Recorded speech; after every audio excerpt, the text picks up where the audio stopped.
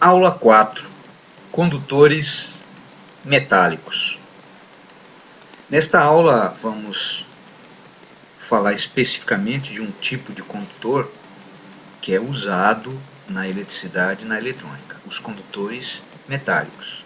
Nós já definimos condutor como sendo uma substância que possui no seu interior cargas elétricas livres. No caso de um condutor metálico, essas cargas elétricas livres são os elétrons. Por isso mesmo eles são chamados de elétron livre. São os elétrons da última camada que não ficam presos ao núcleo. Aqui nós temos uma representação simplificada do interior de um metal. Esses círculos, essas esferas com círculo com o sinal de mais, representam o átomo do metal, o átomo do ferro, de cobre, que está ionizado. Por quê?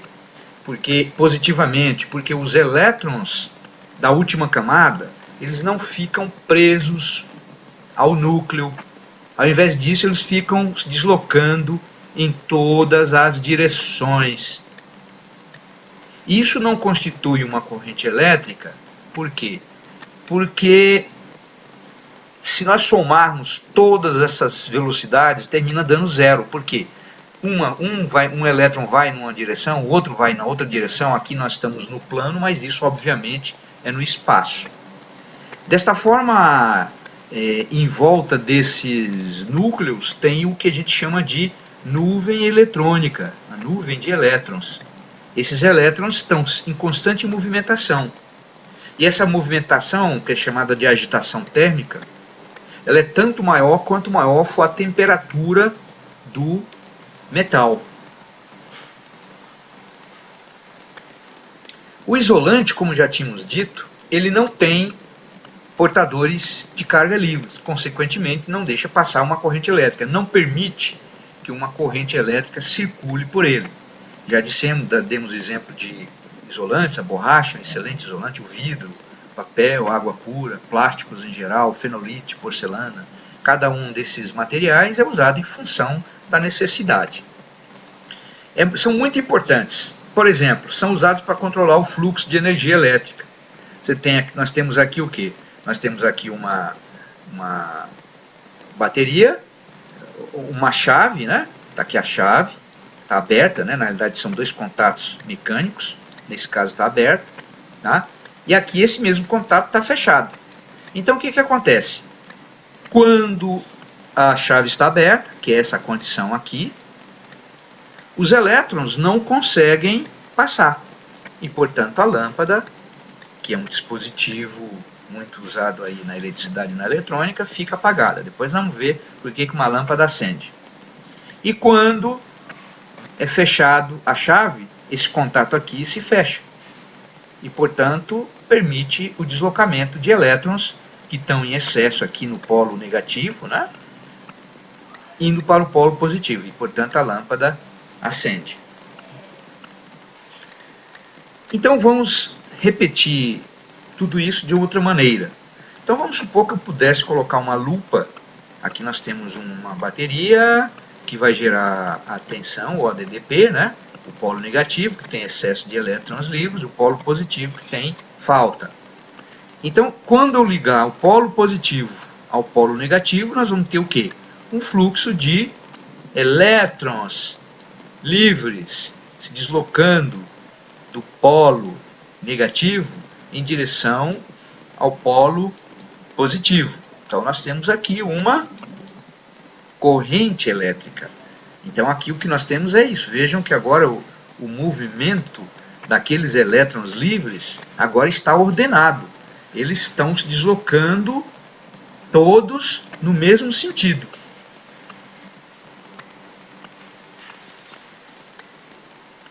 Intensidade de corrente elétrica. Vamos supor então que nós temos um movimento de elétrons se deslocando do polo negativo da nossa bateria em direção ao polo positivo. Aqui nós indicamos dois sentidos, o que a gente chama de sentido real, né? Que de fato é o sentido de movimentação dos elétrons livres, e o sentido que é o sentido convencional, que seria o sentido de movimentação das cargas positivas se elas fossem os portadores de carga. Nós voltaremos a falar sobre essa questão. Muito bem, define-se então a intensidade média de corrente elétrica como sendo ΔQ dividido por ΔT, onde ΔQ é a quantidade de carga em coulombs que atravessa uma determinada secção deste fio. O que é a secção? Se a gente cortar isso aqui, por exemplo, se for um fio de secção circular, tá? É isso que a gente enxerga.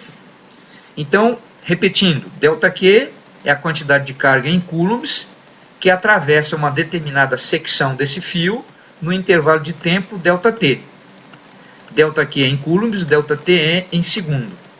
Portanto, o fluxo, a intensidade do fluxo de elétrons é dada em coulomb por segundo. Isso eu chamo de ampere. 1 coulomb por segundo, isto é, se a cada segundo a secção do fio for atravessada por 1 coulomb de carga, isso corresponde a quantos elétrons? 6,25 vezes 10 elevado a 18 elétrons. Se o fluxo for esse, eu digo que a intensidade da corrente é de 1 ampere, ou 1 coulomb por segundo, ou 6,25 vezes 10 elevado a 18 elétrons por segundo. O que é mais fácil de falar? É óbvio que é mais fácil de falar 1 ampere. Da mesma forma, se o fluxo for 2 vezes maior, eu digo que a intensidade da corrente é de 2 coulombs por segundo, ou 2 ampere. O instrumento usado para medir esse fluxo é chamado amperímetro. O amperímetro ele é usado de forma adequada. Então vamos supor que eu queira medir esse fluxo de elétrons. Observem que aqui nós estamos indicando o sentido convencional. O sentido real é o contrário, quer dizer, o sentido real é o sentido de movimentação dos elétrons livres. É o que eu tenho de verdade lá. Por questões históricas, antigamente, lá em 1800, achava-se que a corrente era devido a um fluxo positivo. Naquela época não se conhecia ainda átomo, elétron, próton. Tá?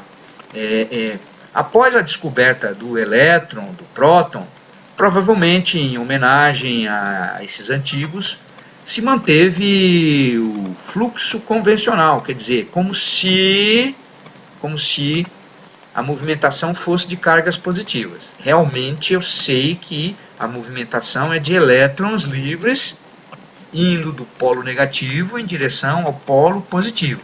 A partir de agora a gente vai só representar o sentido convencional. E nós vamos usar a letra I para indicar corrente. Então, no caso aqui, nós temos uma corrente de intensidade 10 mA ou 10 vezes 10 a menos 3 amperes. Em amperes. Ok? Isso também pode ser escrito assim.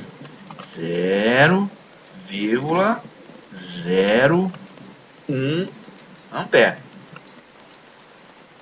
Muito bem. Então, como é que nós vamos inserir o instrumento para medir essa corrente? Nós devemos abrir o circuito, isso a gente chama de circuito elétrico.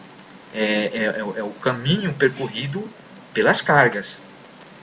Então, para medir a intensidade da corrente, o circuito deve ser aberto em qualquer ponto, e aí eu insiro o amperímetro. Veja que eu estou usando aquele mesmo instrumento chamado de multímetro, só que escolhendo a grandeza amperes. Antes eu tinha escolhido a grandeza volts para medir tensão. Então a chave de seleção é colocada em amperes. Então vejam que o polo positivo, aqui esse é o polo positivo do instrumento, é ligado no polo positivo da bateria, enquanto que o polo negativo ou comum é colocado num dos terminais da lâmpada. E aí vai aparecer a indicação de 10. 10 o quê? Miliampere, porque eu estou escolhendo a escala de 20 miliamperes. Da mesma forma, nós temos os múltiplos e os submúltiplos do ampere. Então, submúltiplo, miliampere, microampere, nanoampere, múltiplo, quiloampere, megaampere, gigaampere. Desta forma, dizemos que a corrente vale I igual a 2 ampere, I igual a 1.200 ampere ou 1,2 kA, I igual a 0,005 ampere ou I igual a 5 miliamperes. Um exemplo, um exercício. Vamos supor que durante 5 segundos a secção do fio, nós temos então aqui um fio, tá? Aqui é o polo positivo, aqui é o polo negativo. Então nós temos um fluxo de elétrons indo do polo negativo para o polo positivo. Ou uma corrente convencional, né? Que tem sentido oposto, sai do polo positivo. Qual é o valor dessa intensidade dessa corrente? É muito simples.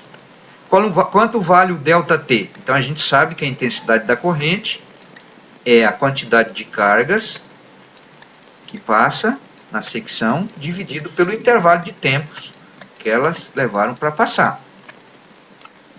Então, o ΔQ é 10 coulombs e o ΔT é 5 segundos. Portanto, a intensidade da carga, da corrente, é de 10 coulombs dividido por 5 segundos, 2 coulombs por segundo ou 2 amperes. Essa é a intensidade da corrente neste fio. Isso corresponde a quantos elétrons? Isso corresponde a 6,25 vezes 10 a 19. Tá?